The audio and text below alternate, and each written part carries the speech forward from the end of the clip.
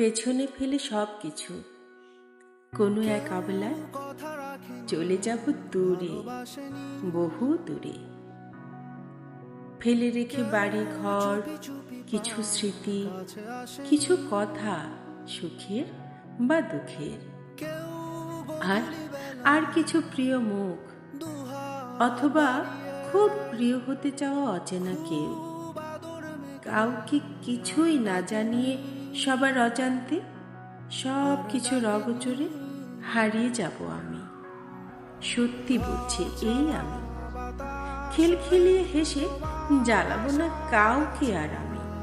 এই আমি কথা দিলাম। কবিতাটির নাম কথা দিলাম। কলমে ও কণ্ঠে আমি খন্দকার ফাহমিদা ফিরদৌস। ধন্যবাদ।